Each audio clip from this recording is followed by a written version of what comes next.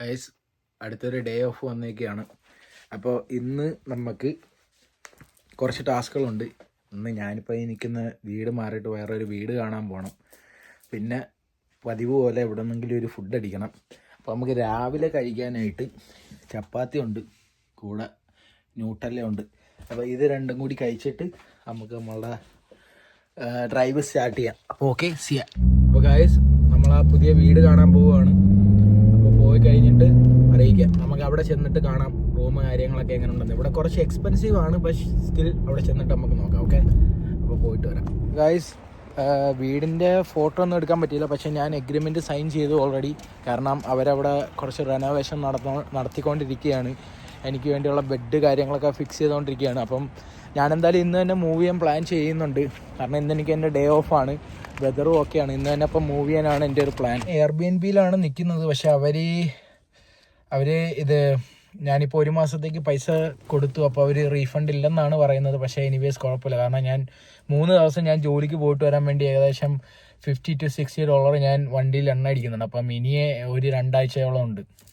പോട്ടെ, സീനില്ല. അപ്പോൾ നമ്മളുടെ പുതിയ വീടും കാര്യങ്ങളും അതിൻ്റെ വിശേഷങ്ങളും എല്ലാം ഞാൻ പറഞ്ഞുതരാം. അപ്പോൾ ഗൈസ്, പുതിയ വീട് കിട്ടിയതിൻ്റെ സന്തോഷത്തിന് നമുക്ക് പോയി എന്തെങ്കിലും ഒന്ന് കഴിക്കണം. അപ്പം ഇനി അടുത്ത ഫുഡ് കഴിക്കാൻ പോവാം, അത്രേ ഉള്ളൂ. അപ്പോൾ നമ്മളെ സ്പോട്ടിലെത്തി. സാവോയ്സിൽ തന്നെയാണ് വന്നേക്കുന്നത്. അപ്പം നമുക്ക് പോവാം. എന്താ മെനു ഒക്കെ നോക്കി നമുക്ക് ഒരു സെറ്റ് സാധനം മേടിക്കണം. ഉണ്ടല്ലോ, ഇപ്പോൾ ഇവിടെ വണ്ടി പാർക്ക് ചെയ്തപ്പോൾ എനിക്ക് ചെറുതായിട്ടൊരു പണി കിട്ടി. വണ്ടിയുടെ ഗ്രൗണ്ട് ക്ലിയറൻസ് ഉണ്ടോ, ഒരു ഇച്ചിരിയേ ഉള്ളൂ. ഇതുമായിട്ട് ഞാൻ എന്താ ഇവിടെ പോയി, അവിടെ പുതഞ്ഞു പോയി. ഞാൻ ബീഫ് കൊത്തോറോട്ടാണ് ഓർഡർ ചെയ്തത്. ബീഫ് ഇപ്പം വരും, സാധനം ചൂടോടെ ഇപ്പം വരും.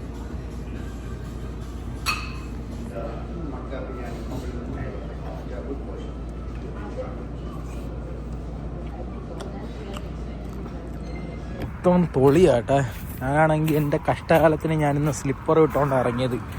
കുറേ നാക്കി വെച്ചോ ഇങ്ങനെ കാലൊക്കെ ഇങ്ങനെ തൊളിയാവുന്നത്. അപ്പോൾ ഗൈസ്, ഫുഡ് എങ്ങനെ ഉണ്ടായിരുന്നെന്ന് ചോദിച്ചു കഴിഞ്ഞ് കഴിഞ്ഞാൽ കുഴപ്പമില്ലായിരുന്നു.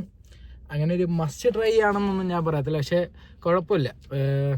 ഞാൻ തൈര് ചോദിച്ചപ്പോൾ അവർ പറഞ്ഞു അവരുടെ ഒരു സ്പെഷ്യൽ കോംബോ ആണെന്ന് പറഞ്ഞ്. പക്ഷേ അതൊന്നും കുഴപ്പമില്ല. കുറച്ചും കൂടി ഡ്രൈ ആയിരുന്നെങ്കിൽ കുറച്ചും കൂടി നന്നായിരുന്നേനെ. പക്ഷേ അല്ലാതെ ഫുഡ് കൊള്ളാം കേട്ടോ. കുക്ക്ഡ് ആണ്, മസാല ഉണ്ട്, എല്ലാം ഉണ്ട്, സെറ്റാണ്. അപ്പം നിങ്ങൾ കഴിച്ചിട്ട് അഭിപ്രായം പറയും. പണി കിട്ടി, എന്തോന്ന് കാണിച്ചു തരാം.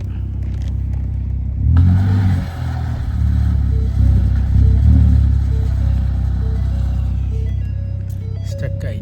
ഇതാണ് പ്രശ്നം. നമുക്ക് ഈ വണ്ടി അങ്ങനെ ഉപയോഗിക്കാൻ പറ്റത്തില്ല. ചെറിയൊരു സ്ഥലത്താണ് പൊളിഞ്ഞത്. ഞാൻ കാണിക്കാം, ഇവിടെ കുഴിഞ്ഞു പോയി. പറയത്തക്ക ഗ്രൗണ്ട് ക്ലിയറൻസ് ഒന്നും ഇല്ല കേട്ടോ വണ്ടിക്ക്. തന്നെ മഞ്ഞത്ത് തട്ടിയാണ് നിൽക്കുന്നത് കണ്ടോ. എന്തായാലും വീടും സെറ്റായി, വീടെല്ലാം ഒരു റൂം സെറ്റായി, പിന്നെ ഫുഡും കഴിച്ചു. ഇനിയിപ്പം നമുക്ക് നൈസിനി നമ്മളുടെ ലഗേജൊക്കെ മൂവ് ചെയ്യാം. നമുക്ക് അതൊക്കെ എടുക്കാം. എന്തായാലും ഗൈസ്, ഞാൻ എൻ്റെ പെട്ടി കാര്യങ്ങളൊക്കെ എടുത്ത് ഇനി നമുക്ക് നമ്മളുടെ ചെറിയ ട്രങ്ക് സ്പേസ് ഉള്ള മസ്റ്റാങ്ങാണ് ഉള്ളത് തെന്നുന്നു. അപ്പോൾ അതിനകത്ത് കൊണ്ടുപോകണം. എത്ര ട്രിപ്പ് അടിക്കുമെന്ന് എനിക്കറിയാൻ വയ്യ. എന്തായാലും നോക്കാം. നേരത്തെ എല്ലാവരും ഉണ്ടായിരുന്നു, അതുകൊണ്ട് ഒരു ബുദ്ധിമുട്ടും അറിഞ്ഞില്ല. എല്ലാം പടപടാന്ന് മാറ്റിയെല്ലാം സെറ്റ് ചെയ്തത്. ഇപ്പോൾ ഒറ്റയ്ക്കായതുകൊണ്ട് അതിൻ്റേതായിട്ടുള്ള കുറച്ച് ബുദ്ധിമുട്ടുണ്ട്. പിന്നെ ഞാൻ എന്നാ പറഞ്ഞില്ല, ഞാനൊന്നും വെളിയിലെടുത്തില്ല. ഞാനാകെ എനിക്കിടാൻ വേണ്ടിയുള്ള കുറച്ച് ഡ്രസ്സല്ല, വേറെ ഒന്നും വെളിയിലെടുത്തില്ല. അതുകൊണ്ട് എനിക്ക് എല്ലാം വണ്ടിയിലോട്ട് വെച്ച് പോയാൽ മാത്രം മതി. അപ്പോൾ ഗൈസ്, ഏകദേശം ആദ്യത്തെ ട്രിപ്പിനകത്തുള്ള സാധനങ്ങളെല്ലാം ആയി. വണ്ടി മൊത്തവും സാധനങ്ങളാണ്. എനിക്ക് തോന്നുന്നു ഒരു ട്രിപ്പും കൂടി ആകുമ്പോഴത്തേക്ക് എല്ലാം തീരും. ഞാനിപ്പം വണ്ടിയുടെ അവസ്ഥ ഒന്ന് കാണിച്ചു തരുന്നത് കണ്ടോ. ഫുള്ള് എൻ്റെ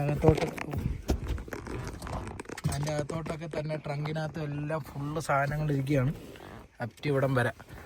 അപ്പം എന്തായാലും പോയിട്ട് വരാം. ഓക്കെ, ഞാനെല്ലാം സെറ്റ് ചെയ്തിട്ട് വീടൊക്കെ ഞാൻ എന്തായാലും റൂമൊക്കെ എങ്ങനെ അസംബിൾ ചെയ്യുന്നതെന്ന് കാണിച്ചു തരാം. അപ്പോൾ പോയിട്ട് വരാം. ബൈ. സ്റ്റക്കായി, പിന്നെ സ്റ്റക്കായി ഇറങ്ങിയതേ ഉള്ളൂ. നോക്കേ, ഇതെങ്ങനെ എടുത്തോണ്ട് വരുമെന്ന് എനിക്ക് ഒരു പിടിയുമില്ല.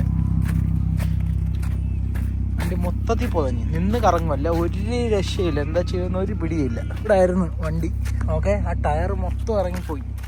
ഞാനൊരു കാര്യം പറയട്ടെ, വിശ്വസിച്ചാലും ഇല്ലേലും ഞാനെന്ന് പറഞ്ഞു കഴിഞ്ഞാൽ ആരെയാണേലും ഒന്നും ഇങ്ങോട്ട് പ്രതിഫലം ആഗ്രഹിക്കാതെ സഹായിക്കുന്ന ഒരാളാണ്.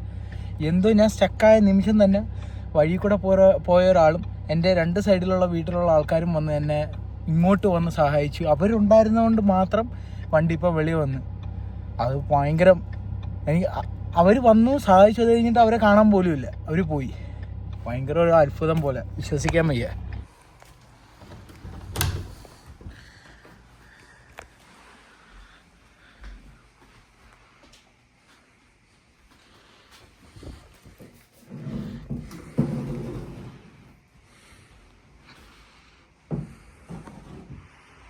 ഗൈസ്, ഇതാണ് ഞാൻ ഇത്ര നാൾ നിന്ന റൂം. വലിയ കുഴപ്പമില്ല, പക്ഷേ സ്പേസ് കുറവാണ്ട. ഇത് വാതിൽ, ഇത് കഴിഞ്ഞ് കഴിഞ്ഞാൽ നേരെ നമ്മൾ കയറുന്ന ബെഡിനകത്തോട്ടാണ്. പിന്നെ ഇവിടെ ഒരു ക്ലോസറ്റ് കാര്യങ്ങളൊക്കെ ഉണ്ട്. പിന്നെ ഒരു TV ഉണ്ട്. പക്ഷേ ദൂരം കൂടുതലാണ്. ഈ വിൻ്ററിൽ എൻ്റെ വണ്ടി നടക്കുന്ന കാര്യമല്ല. അതുകൊണ്ട് ഞാൻ എന്താണെങ്കിലും അടുത്തുള്ള ആ സ്ഥലത്തോട്ട് പോവുകയാണ്. അപ്പോൾ ഇവിടുത്തെ നമ്മുടെ കോട്ട കഴിഞ്ഞ് ഇനിയിപ്പോൾ എന്താണെങ്കിലും അങ്ങോട്ട് പോവുക. അപ്പോൾ അവിടെ ചെന്നിട്ട് ബാക്കി വിശേഷങ്ങൾ കാണാം. അങ്ങനെ നമ്മളുടെ ലാസ്റ്റ് ട്രിപ്പ് പോവുകയാണ്. ഓൾമോസ്റ്റ് ഇരുട്ടി, രാത്രിയായി. നല്ല രാത്രിയാകും. ഞാൻ വണ്ടി മൊത്തവും തൊഴുമ്പായി. അതിനി വണ്ടിയും കൂടി കഴുകണം. എനിക്ക് ഞാൻ കാണിച്ചു തരാം. എണ്ണയ്ക്ക് പിന്നെ എണ്ണ കുടിക്കുമല്ല, കമത്തുമായി വണ്ടി. എണ്ണ അടിക്കുന്നു തീരുന്നു, എണ്ണ അടിക്കുന്നു തീരുന്നു. Welcome to Mustang. അപ്പോൾ ഗൈസ്, പുതിയ റൂമിൽ വന്ന് വീട്ടിൽ വന്നു.